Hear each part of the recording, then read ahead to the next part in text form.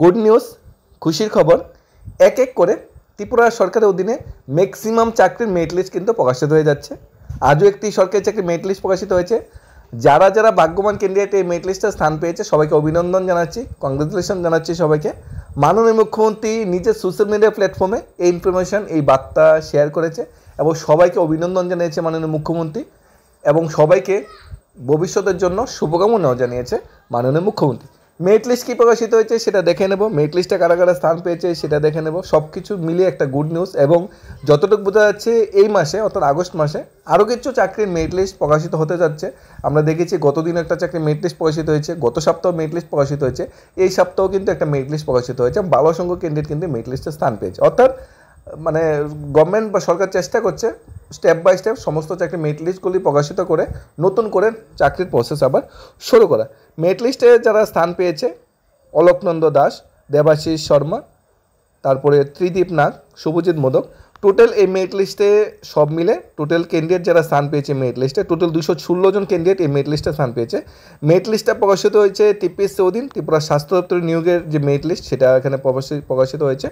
আজকে ডেটে এই মেরিট লিস্টটা পাবলিশ হয়েছে। ত্রিপুরা পাবলিক সার্ভিস কমিশন কর্তৃক স্বাস্থ্য দপ্তরের অ্যাডভার্টাইজমেন্ট নম্বর 7/2024 ডেটের 2/9/2024 অনুসারে স্বাস্থ্য দপ্তর অধীনে জেনারেল ডিউটি মেডিকেল অফিসার নিয়োগের একটা বিজ্ঞাপন বেরিয়েছিল গত বছরের তোমাদের সেপ্টেম্বর মাসে।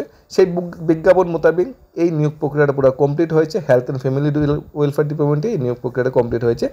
এখানে প্রথমত ক্যান্ডিডেটের নাম, কোনটি ক্যাটাগরিতে সিলেক্টেড হয়েছে, জেন্ডার কি, রোল নাম্বার এবং টোটাল মার্কস কত হয়েছে আউট অফ 100 সেটা এখানে প্রোভাইড করা হয়েছে। 100 মার্কসের উপর এখানে এক্সাম বা আমাদের যেটা স্কোর এপিএস স্কোর নির্ধারিত হয়েছিল সেই এপিএস স্কোর বা এক্সামের মাধ্যমে সেই নাম্বারটা এখানে দেওয়া হয়েছে। সবাই এখানে সিরিয়াল বাই র্যাঙ্ক অনুযায়ী স্থান পেয়েছে এবং সবাইকে অভিনন্দন জানাচ্ছি। মানে অনেকটা কঠিন পরিশ্রম এবং অনেক দিনের প্রচেষ্টার পর এত সংখ্যক ভ্যাকেন্সি একসাথে স্বাস্থ্য দপ্তর বেরিয়েছে এবং সবাই এই সংখ্যক ভ্যাকেন্সিতে অ্যাপ্লাই করে তারা চাকরির সেই সুযোগটা পেয়েছে। খুব শীঘ্রই মাননীয় মুখ্যমন্ত্রী ভাগ্যবান ক্যান্ডিডেটের হাতে অফার তুলে দেবে, অফার জয়েনিং তুলে দেবে। আগস্ট বা সেপ্টেম্বর ফার্স্ট উইকে অফার জয়েনিং তুলে দেওয়ার সম্ভাবনা খুব প্রবল। পাশাপাশি মাননীয় মুখ্যমন্ত্রীর তত্ত্বাবধানে অন্য অন্য দপ্তরে যে নিয়োগ প্রক্রিয়াগুলো চলছে, যেগুলোর মেরিট লিস্ট এখনও আটকে আছে বা মেরিট লিস্ট শেষ পর্যায়ে আছে, সমস্ত প্রস্তুতি শেষ পর্যায়ে আছে, সেই চাকরির মেরিট লিস্টগুলোর প্রকাশ করার ব্যাপারেও মাননীয় মুখ্যমন্ত্রী যথেষ্ট পজিটিভ। আশা করা যাচ্ছে আগস্ট মাসে আরও কাজকেও চাকরির মেরিট লিস্ট প্রকাশিত হচ্ছে এবং স্টেপ বাই স্টেপ 2025 বছরটা সরকারি চাকরি হতে সে ভাই বোনদের জন্য একটা ভালোই যাচ্ছে। কারণ 2025-এ গ্রুপ ডি চাকরি মেরিট লিস্ট প্রকাশিত হয়েছে, কনস্টেবল চাকরি মেরিট লিস্ট প্রকাশিত হয়েছে, টেট 1 টেট 2 চাকরি মেরিট লিস্ট প্রকাশিত হয়েছে, তারপরে টিপিএসসি অধীনে চাকরি মেরিট লিস্ট প্রকাশিত হয়েছে, ইঞ্জিনিয়ার চাকরি মেরিট লিস্ট প্রকাশিত হয়েছে, ত্রিপুরা স্টেট কোঅপারেটিভ ব্যাংকে যে চাকরি তার মেরিট লিস্ট প্রকাশিত হয়েছে, স্বাস্থ্য দপ্তর অধীনে যে নার্সিং অফিসার, তারপরে ফার্মাসিস্ট, ল্যাবরেটরি টেকনিশিয়ান তার মেরিট লিস্ট প্রকাশিত হয়েছে, স্বাস্থ্য দপ্তর অধীনে এমপিডব্লিউডি নিয়োগ প্রক্রিয়া ছিল তার মেরিট লিস্ট প্রকাশিত হয়েছে, সফটওয়্যার আন্ডারে ক্লারিক্যাল স্টাফ ইঞ্জিনিয়ার যে নিয়োগের বিজ্ঞাপন বেরিয়েছিল তার মেরিট লিস্ট প্রকাশিত হয়েছে।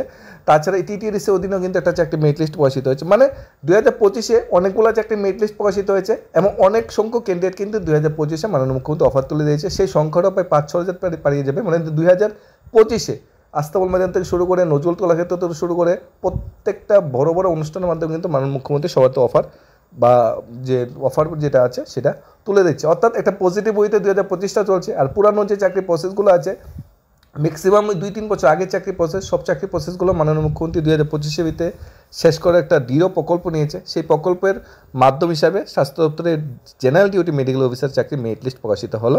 এই মেরিট লিস্ট অনুযায়ী সবাই সিলেক্টেড হয়েছে। এখন ডকুমেন্ট ভেরিফিকেশন হবে, ডকুমেন্ট ভেরিফিকেশন হওয়ার পর সবার হাতে অফার তুলে দেবে মাননীয় মুখ্যমন্ত্রী। এর মধ্যে অফার তুলে দেবে, বড় একটা অনুষ্ঠানের মধ্যে অফার তুলে দেবে। ত্রিপুরা স্বাস্থ্য ব্যবস্থার ডক্টর ক্রাইসিস অনেকটা বেশি, স্বাস্থ্যকর্মী ক্রাইসিস অনেকটা বেশি।